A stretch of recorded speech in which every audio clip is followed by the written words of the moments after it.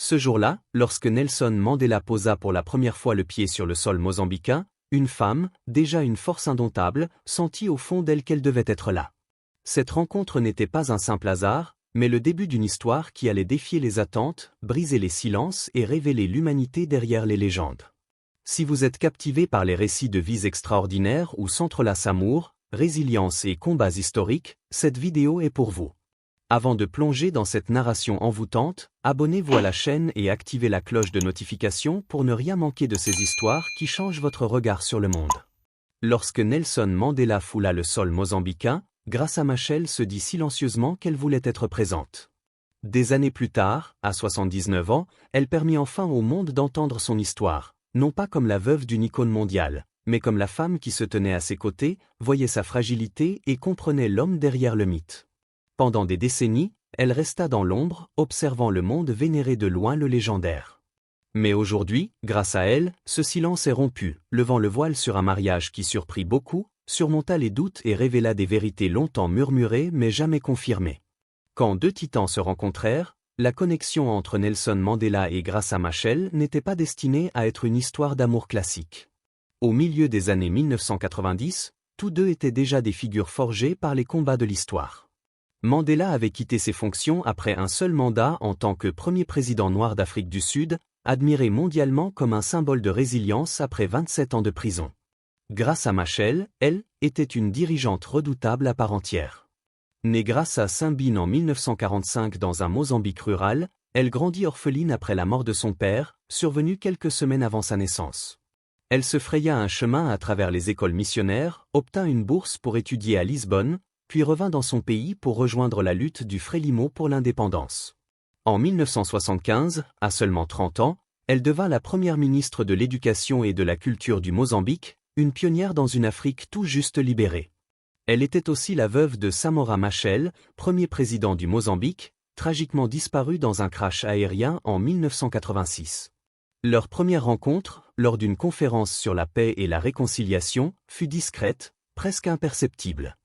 Pas d'étincelles romantiques, pas de gestes ostentatoires. C'était une reconnaissance mutuelle, celle de deux âmes marquées par le sacrifice, l'exil et des pertes insoutenables. Ils discutèrent des droits des enfants, des espoirs fragiles de l'Afrique australe, de l'éducation comme pilier de la liberté. Mais sous ces échanges formels coulait un courant plus profond, une compréhension partagée du prix du leadership et du poids du deuil, que peu pouvaient saisir. Pendant des mois, ils restèrent en contact, discrètement. Des lettres s'échangèrent, des dîners furent partagés, toujours à l'abri des regards indiscrets. Quand les rumeurs de leur relation émergèrent, le monde fut pris de court. Mandela, presque 80 ans, était le sage révéré de l'Afrique. Graça, 27 ans plus jeune, était une femme d'État et humanitaire respectée. Leur union semblait improbable à beaucoup, suspecte pour d'autres. Était-ce un amour sincère ou une alliance stratégique entre deux figures publiques? Les critiques glissaient sur eux. Mandela, habitué au jugement du monde, connaissait la valeur éphémère des opinions. Graça, souvent défini par ses liens avec des hommes puissants, refusa de laisser les ragots guider ses choix. Leur lien s'épanouit dans l'intimité du quotidien, loin des projecteurs. Mandela trouva en Graça une partenaire qui lui offrait stabilité, intelligence et tendresse dans le crépuscule de sa vie. Elle découvrit un homme qui, malgré sa stature mondiale, la traitait comme son égal. Le 18 juillet 1998, jour de ses 80 ans, Mandela lui demanda de l'épouser. Leur mariage, intime et entouré de proches, déclencha une frénésie médiatique mondiale, mais leur fondation était déjà solide. Ce que les caméras ne virent pas, c'était leur simplicité, les rires déclenchés par l'humour espiègle de Mandela, les moments où ils s'acceptaient tels qu'ils étaient, indifférents à l'âge, au statut ou aux spéculations. Comme Graça le dira plus tard, leur amour reposait sur le respect mutuel, un cadeau rare à une étape de la vie où ils comprenaient tous deux la valeur de la compagnie. L'homme derrière le mythe. En 1998, lorsque Graça devint l'épouse de Nelson Mandela, le monde ne le voyait plus comme un homme ordinaire. Lauréat du prix Nobel de la paix, père de l'Afrique du Sud libre, il était une figure presque intouchable, un symbole apaisant les nations par sa simple présence. Mais pour Graça, il était autre chose.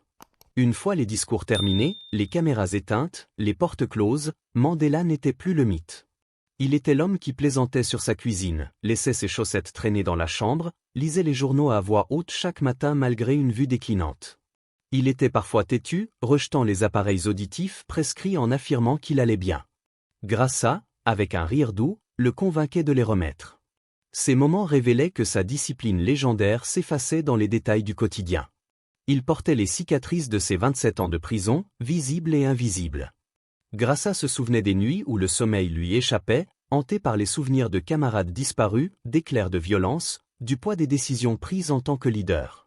Il ne regrettait pas son unique mandat présidentiel, mais se demandait parfois à voix haute s'il avait assez réparé ce qui était brisé.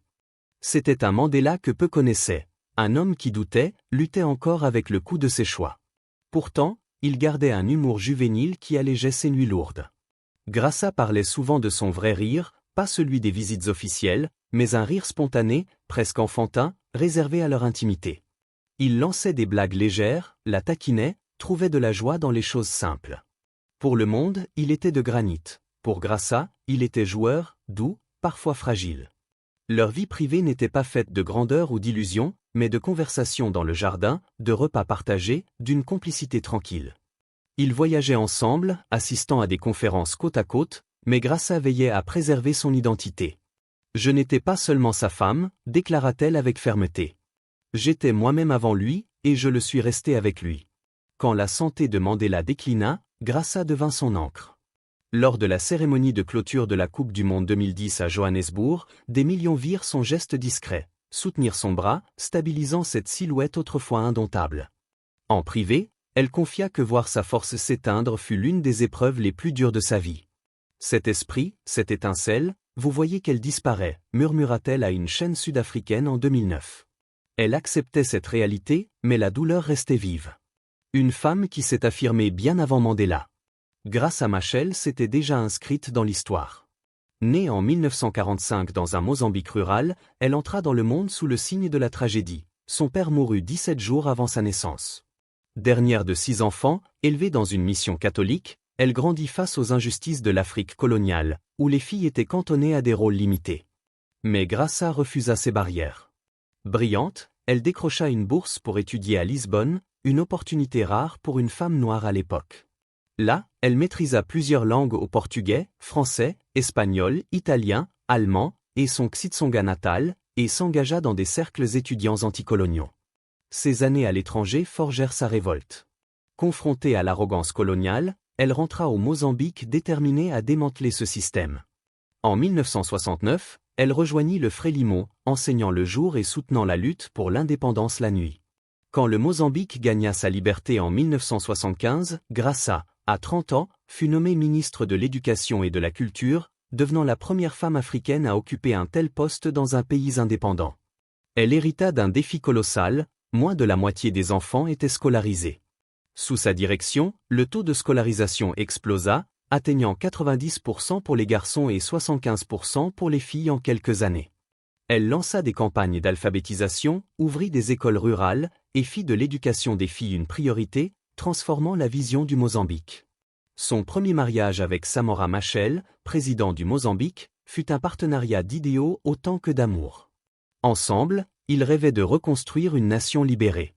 Mais en 1986, la tragédie frappa. Samora mourut dans un crash aérien, possiblement un sabotage. Veuve à 41 ans avec 2 jeunes enfants, Graça aurait pu se retirer. Elle choisit de s'élever. Dans les années 1990, elle devint une voix mondiale pour les enfants et les réfugiés.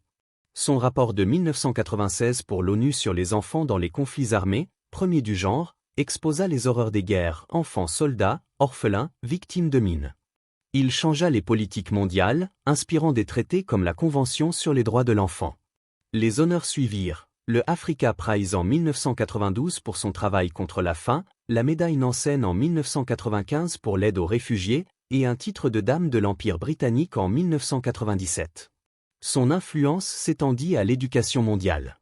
Chancelière de l'Université du Cap de 1999 à 2019, présidente de la SOA à Londres en 2012, chancelière de l'African Leadership University en 2016, elle cofonda The Elder avec Mandela et Desmond Tutu en 2007, s'attaquant aux crises mondiales, du Moyen-Orient au mariage des enfants. Aujourd'hui, elle reste une voix puissante pour les droits des femmes, la santé maternelle et l'autonomisation des jeunes. Graça l'a toujours dit, elle ne se définit pas par ses mariages. J'ai aimé de grands hommes, mais je ne deviens pas grand dans les aimants. J'ai ma propre histoire. Avec Mandela, elle resta fidèle à elle-même, dirigeant des fondations, président des comités internationaux et créant des réseaux pour les entrepreneurs africaines. Le long adieu. Dans les années 2000, la santé de Mandela déclina. Pour un homme qui avait enduré des décennies de travaux forcés en prison, l'âge pesait lourdement. Graça, qui l'avait vu rayonner sur les scènes mondiales, le soutenait désormais alors que son corps faiblissait. Elle se souvenait de l'étincelle dans ses yeux s'éteignant, de sa voix puissante s'affaiblissant. En 2009, elle confia avec une douleur contenue. Cet esprit, cette étincelle, vous voyez qu'elle disparaît. Vous savez que c'est inévitable, mais ça fait mal. En privé, Mandela s'irritait de sa fragilité, refusant l'aide, insistant pour marcher seul. Graça, patiente mais ferme, veillait sur lui. Aux yeux du monde, il restait le sage souriant. Chez eux, il était un mari vieillissant, oubliant parfois des noms, égarant des objets, ayant besoin de réconfort. Lors de la Coupe du Monde 2010, des millions virent Graça guider doucement son bras lors de la cérémonie de clôture, un acte d'amour pratique, pas symbolique. Le 5 décembre 2013, Mandela s'éteignit à 95 ans, d'une pneumonie, chez lui à Johannesburg. Le monde pleura. Des chefs d'État affluèrent, une cérémonie commémorative réunit des dirigeants comme jamais. Barack Obama prononça un éloge vibrant, des chants résonnèrent, mais pour Graça, ce spectacle sonnait creux. Elle se tenait près du cercueil, digne, observant des leaders rivaliser pour louer un homme qu'ils connaissaient à peine.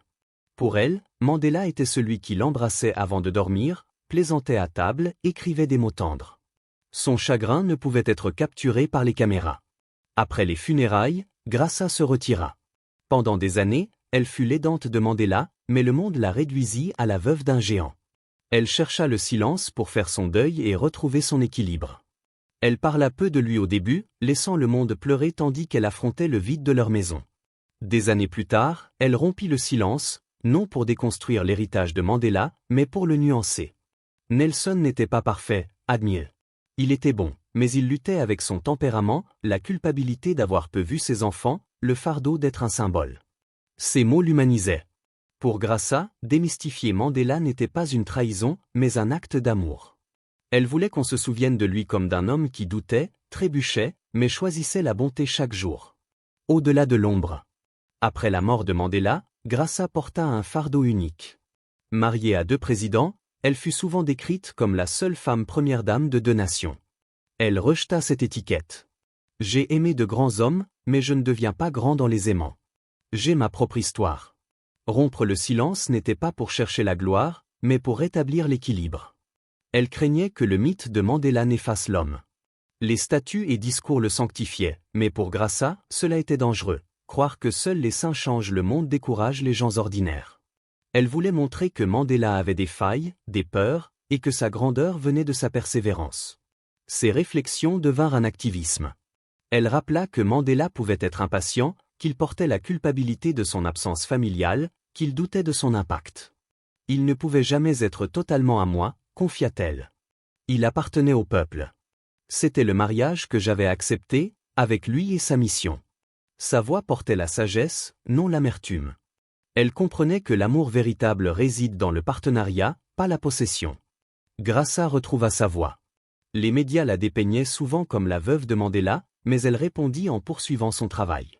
Via le Graça Machel Trust, elle soutint les entrepreneurs africaines, lutta pour la santé maternelle et mentora des activistes. Les femmes ne sont pas des réceptacles de grandeur, lança-t-elle à Kigali. Nous sommes des faiseuses d'histoire. Son activisme s'étendit au climat, plaidant pour inclure les jeunes Africains dans les débats, avertissant que détourner l'aide de l'éducation vers l'adaptation climatique était inacceptable. Elle se tenait sur les scènes mondiales, non comme la veuve de Mandela, mais comme Graça Machel, la ministre qui révolutionna l'éducation mozambicaine, l'humanitaire derrière le rapport ONU de 1996, la chancelière guidant des universités. À la fin de sa soixantaine, Graça réfléchit à sa vie auprès de géants tout en restant elle-même. En 2017, élue membre honoraire de la British Academy, elle fut reconnue comme une voix majeure de l'Afrique pour l'éducation, l'humanitarisme et le leadership féminin. Les titres, disait-elle, sont symboliques. Ce qui compte, c'est l'impact sur les femmes et les enfants. Son trust lutte contre le mariage forcé, promeut la santé maternelle et forme des leaders. Elle exhorte les femmes à trouver leur voie, à ne pas vivre dans l'ombre. Avant la COP22, elle critiqua l'exclusion des jeunes Africains des débats climatiques, liant éducation et résilience. Dans chaque discours, elle recentre la dignité des Africains, surtout des femmes et enfants. La mémoire de Mandela reste une compagne silencieuse. Le 17 juillet 2018, lors de la Nelson Mandela Annual Lecture à Johannesburg, aux côtés de Cyril Ramaphosa et Barack Obama, elle marqua le centenaire de Mandela. Devant 15 000 personnes, Obama parla de son legs, mais Graça seule connaissait le mari derrière le héros, l'homme fatigué, aimant, riant. Elle insiste, la grandeur n'appartient pas au statut. L'héritage de Mandela prouve que les imparfaits peuvent choisir le courage. Sa vie, marquée par les révolutions, les tragédies et l'amour, montre que les femmes portent l'histoire sans se réduire aux hommes qu'elles aiment. Récemment, à la question de son héritage, Graça répondit après une pause. Que j'ai vécu pleinement, donné le meilleur, que j'étais plus qu'une épouse ou l'avocate, l'enseignante, le miroir de quelqu'un. Son legs s'entrelace avec celui de Mandela, mais ne s'y dissout pas. Elle l'honorait en l'humanisant, et s'honore en refusant son ombre. L'histoire se souvient de Mandela comme d'une légende, mais grâce à Graça, nous voyons l'homme, le mari, le père qui luttait comme nous tous. Pour comprendre Graça, remontons à ses racines. En 1945, dans un Mozambique rural, elle naît dans la tragédie, son père décédé juste avant.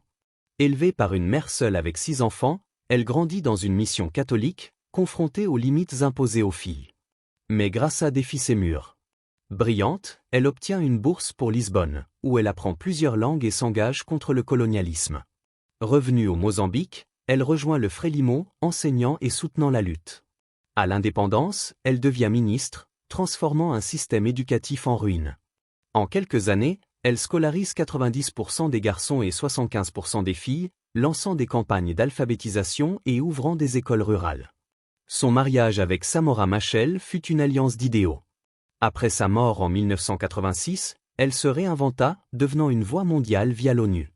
Son rapport de 1996 sur les enfants en guerre changea les politiques. Les honneurs suivirent, mais elle resta ancrée, fondant The Elder, guidant des universités, militant pour les femmes. Avec Mandela, leur amour mûr reposait sur le respect. Elle le soutint dans ses dernières années, humanisant son mythe. Après 2013, elle poursuivit son combat, soutenant les entrepreneurs, critiquant la corruption, liant climat et éducation. À 80 ans, Graça inspire encore. Son message, la grandeur est accessible, les héros sont humains. Pensez-vous que voir nos héros comme humains les rend plus inspirants? Partagez vos réflexions ci-dessous, likez, et surtout, abonnez-vous pour ne pas manquer nos prochaines histoires qui éclairent l'humanité derrière les légendes.